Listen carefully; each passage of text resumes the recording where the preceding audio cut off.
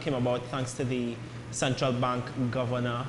Apparently, we've been in a recession for the last 4 quarters, and it only dawned on folks now that the citizenry of Trinidad and Tobago should be informed of this. Of course, right after an election and a change of governance, and now there's a lot of conversation and controversy around what that means, or even for some people whether or not we are truly in such a bad position as some folks are trying to make it out to seem.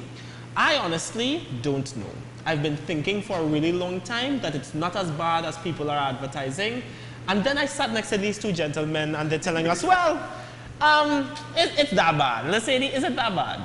It's that bad. Let's on a scale of like 1 to, oh my God, we're gonna die. Okay, we're not going to die. All right. A lot of the rhetoric that we've been hearing about, tightening belts and banning bellies and all of that. Right. That's where we are, and I think a lot of the population may not have seen that. A lot of the currently working population, but we need to also acknowledge that for a while there's been the assertion that we're at full employment, all right, and that our unemployment figures are entirely accurate. And I'm not too sure that's the case. I'm very certain that there are a lot of people who are currently out of work, looking for work, and existing on the good faith of neighbors and our not very strong social welfare nets. So, wow. I think for a lot of people currently, our spending habits, our social habits are going to change immediately. But if this continues, right, of course, certain things that we've been afforded in terms of loan rates and that sort of thing, the ability to be an entrepreneur, entrepreneurship. I think these things are going to be limited by the type of economic situation that we see ourselves in the first quarter, second quarter, 2016. Okay, so I've been presumptuous on a couple of instances here on Synergy TV and said that one of the first things that Trinbagonians need to do in order for this country to survive the recession as best as we can is where possible spend how you've spent, so that money continues circulating in the economy. And we spoke during the break about whether or not that's one of the possible solutions. You're saying that you're not necessarily comfortable with making. No, I'm actually not against that. Right. The idea is around recessions is that yes, spend as you usually spend, of course, but you can't spend indiscriminately as well. All right, money needs to be circulating in the economy. All right, for there as a matter of stimulus, the best way out of a recession, according to some economic schools of thought, is through stimulus. Right. So, injecting money into the economy. That's why we have these loan facilities and that sort of thing, which is a different conversation entirely. But I also think that a lot of the luxury spending that we might have been doing, that is the type of thing that we may need to cut back on. Right. The interesting thing about that, though, is that we're already in Christmas. We've been in Christmas since October, depending on who you ask. And then we go right into, as every year, go right into Carnival. What does our luxury cutbacks mean in terms of a country that, in a lot of ways, survives off of instances, celebrations like Christmas and Carnival? Yeah. What's the question? Right, I'm asking, in light of the fact that we got this recession notice just before Christmas and just before Carnival, what does that mean for Christmas, for Carnival, and for the economy? I'm not so sure. I have a minor in economics, but economics has always been a subject that has confused me because there are so many different schools of thought on how, particularly a recession, and how exactly to deal with it. Lesedi mentioned the stimulus, like consumer spending, keeping the money circulating. But I question whether that is relevant to a country that is so dependent on oil revenue, because that has nothing to do with the consumer spending, really. Right. It all goes back to the price of oil. And if oil persists at this low level, there's very little we could do except trying to diversify the economy into something that will buffer that. Which has always crossed my mind. It's countries that are manufacturing rich as opposed to resorting to oil and natural gas. They thrive when the oil price is low. Is it really as simple as saying that we need to diversify the economy in order to better survive instances like this? Is it really that simple as saying that? Well, saying diversification is simple, all right? yeah, because I think everyone knows, even people who aren't necessarily economics or business minded, know that there's one basic economy, all right, and that is again oil and gas, all right. But oil might run out. Yeah, but when we're talking about diversification and the need for it, we need to look at what industries are thriving, when industries are more recession proof than others, but there's not really much of that talk going on. I mean, there's a lot of lip service paid to it, and I think we believe to some extent that the high price of oil and gas would have gone on for as long as we possibly can, and we would have always had the resources, and we could have bounced back from everything. But I'm not too certain. Unless we're talking about policies and strategies in a real tangible way and getting the proper consultation about that, which again, lip service has been paid to that. Right. Unless we're really doing that in just not the public sector, not just the government, but special interest groups as well, that's when we are going to see ourselves having a problem. Okay. You mentioned the term recession proof. Is there any such thing as an industry that's recession proof? There's an argument being made, and a lot of people may not agree with this. But there's an argument being made that the creative industries. Say it to the camera.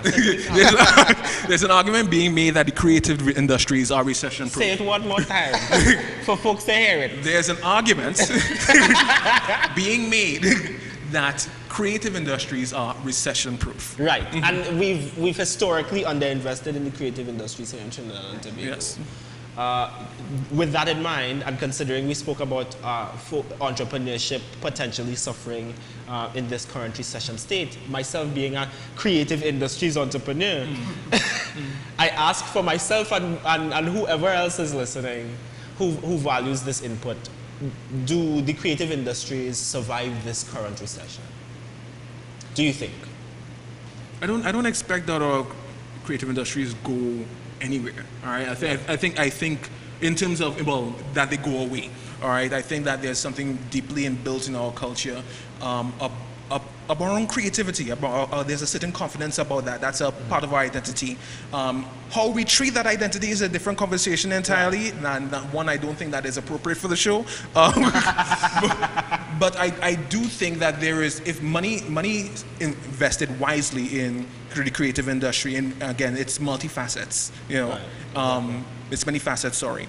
Money invested there with, again, strategy, consultation, can really open up the economy in ways that we haven't really seen before, because we have a very narrow version of that existing right now. And I think that could be opened up somewhat.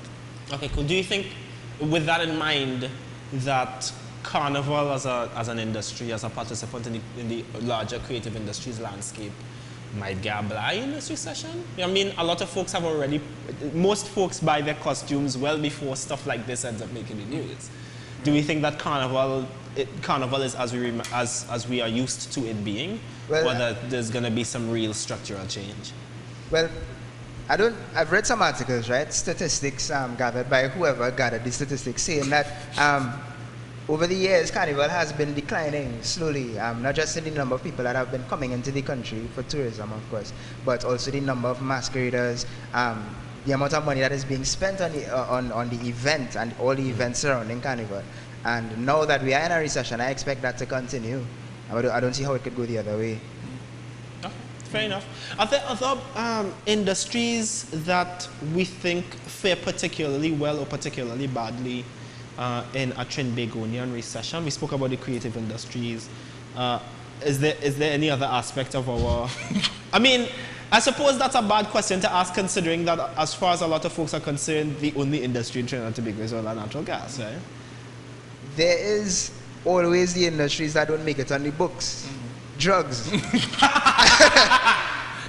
And as facetious as that might sound, is an honest thing. I think now is the perfect time to seriously consider and we see that happening around the world, in the US, starting it off, Jamaica and the region, seeing an opportunity for marijuana legislation and seeing it as a way to fix the economy or help the economy. Well, in light of a recession, that might not be a bad idea for Trinidad and Tobago. A lot of comfort spending. Yeah, and I'm not just talking about for the home, it's an opportunity to export as well. I mean, we have that. Thank you, Bob Marley.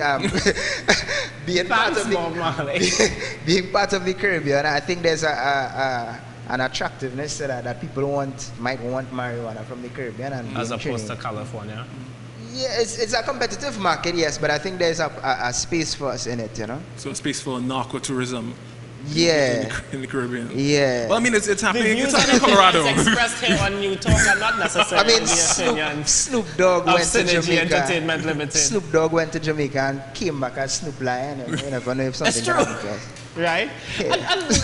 I think it's a conversation, to be fair, I think it's a conversation that the nation should have. Yeah. We spend an exorbitant amount of money fighting the import and sale of narcotics like marijuana in this country. Exactly. Money that clearly we don't have anymore to sponsor the fight on crime. And we have an opportunity instead to find a way to turn what is a criminal endeavor into a real financial enterprise and diversify, as the saying. And it's tied to so many other things. You know, one of the problems with the justice system right now is how slowly it moves. Right. And that is linked to the amount of people are being arrested for this non-violent crime. It just slows down the entire process. And the prison, going back to this year, right? There was a prison break this year. And that was a fiasco. Right. In and of Including at least one individual who had not actually been sentenced. Yes, as of yet, right? all of them, they were remanded. Yeah. Right. So you're not Testament to how criminal. slow. And for how long was he? 8 or 9 years he was there? Yeah. That's crazy. And people could say, okay, he's definitely, but you're not sure. You know, he hasn't gone through due process. You know, He's only really guilty of something now, because no Well. one. Yeah. Unfortunately, right? And that's testament to how slow our system becomes. But as we're talking about crime, in light of a recession, and considering a rapidly increasing crime rate for the decade prior, does our crime situation get much, much worse? Is the question that a lot of people rightfully should be asking.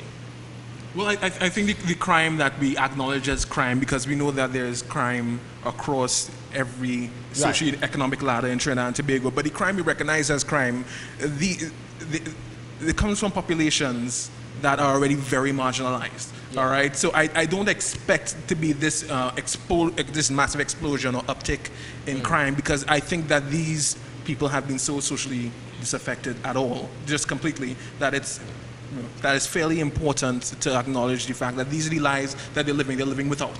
They're living without, they are fairly oppressed, and they're forgotten by our society. So I can't say with any certainty, yes, because there's a recession, you know, there's going to be more crime. We need to acknowledge the fact that they are living these difficult lives right now.